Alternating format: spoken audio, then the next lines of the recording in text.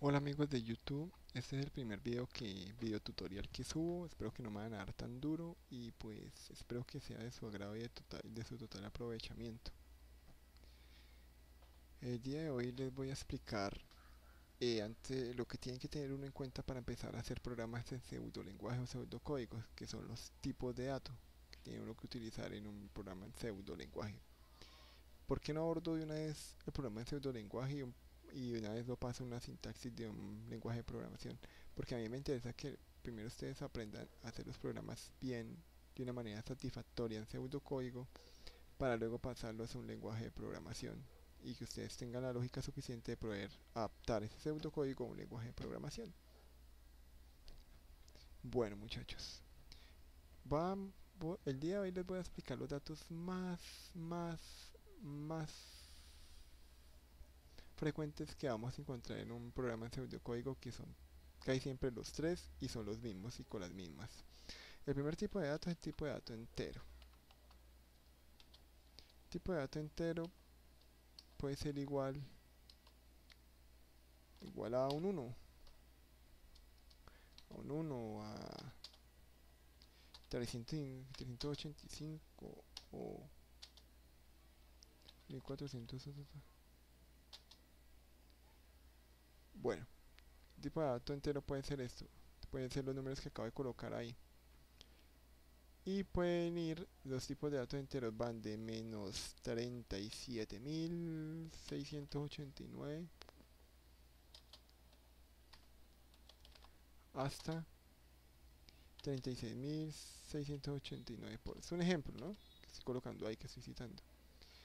Ese es el rango de los números enteros. Si pasa ese rango, entonces ya no sería entero, sino real. Pero el número real tiene una diferencia a comparación del número entero. El número real son aquellos tipos de datos que llevan comas flotantes.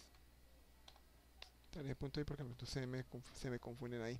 El tipo de dato real son aquellos tipos de datos que llevan comas flotantes. Por ejemplo, 4.5, 43.5 puede ser. eh, el 10%. Ustedes dicen, uy, pero ¿por qué el 10% yo veo el dato como entero y no es real? Porque este tipo me está diciendo que el dato es real. Porque si ustedes a la hora de ejecutar el programa necesitan sacar un porcentaje, tienen que multiplicarlos por esto, por el 0.10. Correr la coma hacia la izquierda para poder multiplicar el porcentaje, si no les estaría multiplicando por el 100% de la cantidad, por esa sencilla razón. O para poder hacer la misma operación tendrían que dividir ese mismo 100 entre ese 10 entre 100 y ahí sí adaptarlo a la cantidad que lo van a multiplicar. Es un tipo de dato real.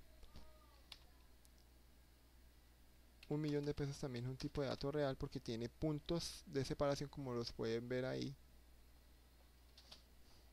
16 millones de pesos también es un tipo de dato real por el mismo punto de separación. Y ya, esos son los dos datos principales.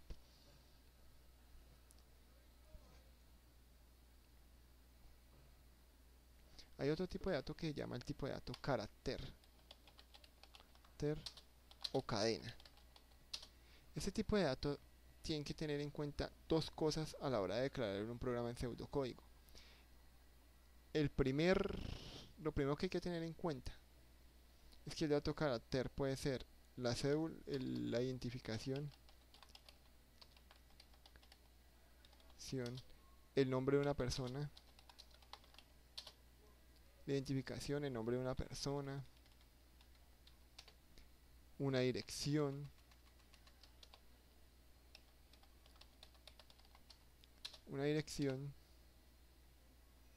un código.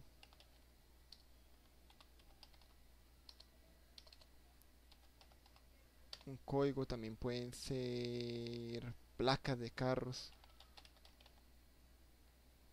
estratos sociales.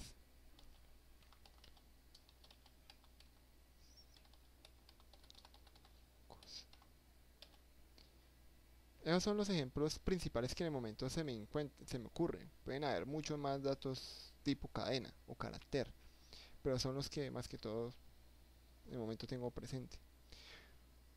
Otra cosa que me olvidó comentarles, Lo que son las variables, las constantes o cualquier tipo de dato, tienen que llevar un identificador. Por lo menos en este caso el tipo cadena tiene una cosa muy especial, que el identificador puede ser nom, pero hay que tener en cuenta lo siguiente, que tiene que llevar el tamaño que va a ocupar esto y ahí sí se declara el tipo de dato. Digamos, un nombre puede llevar un ejemplo, no estoy diciendo que sea la última cosa, y lo que yo estoy diciendo que sea la última palabra, estoy citando es un ejemplo.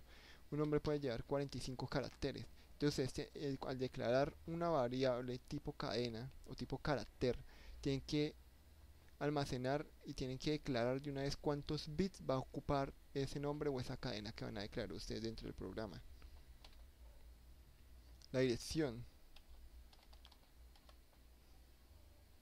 Y vuelve y juega el número de caracteres que va a ocupar o de bits que va a ocupar eso en el programa que van ustedes a realizar o estén realizando. El código vuelve y juega la misma vaina. El identificador y el tamaño que va a tener esa variable.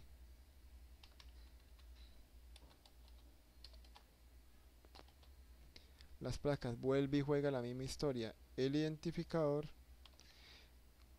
Otra cosa que yo les quería aclarar, el tipo de dato cadena, pueden ustedes almacenar en él tanto letras como números o lo que ustedes quieran.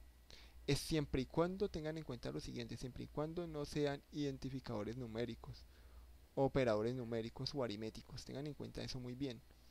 Pero el resto puede ser cualquier cosa que tenga o letras o números, pueden almacenar ustedes en este tipo de datos. Lo único es que con el tipo de dato cadena no se pueden hacer operaciones. O de poderse hacer sí pueden hacer operaciones, pero eso sería una concatenación. Y eso sería algo que más adelante estaría explicando. 7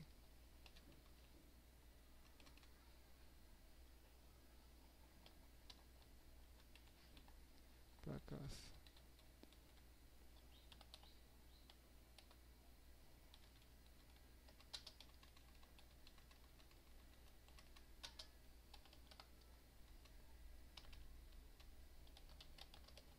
Ahí están los diferentes tipos de datos y cómo se deben de declarar. Ahora voy a declarar un tipo de dato entero. Voy a asignarle un identificador. Digamos que esta vaina lo voy a declarar como un número entero. Entonces, nent. Y así lo va a leer el programa. Un tipo real. Un resultado. Es un tipo de dato de real. Tengan en cuenta que, otra cosa.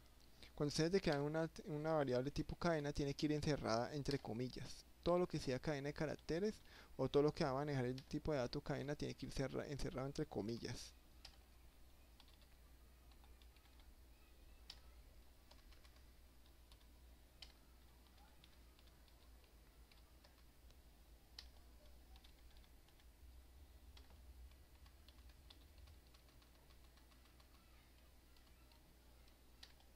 Todo va cerrado entre comillas, ¿sí ven?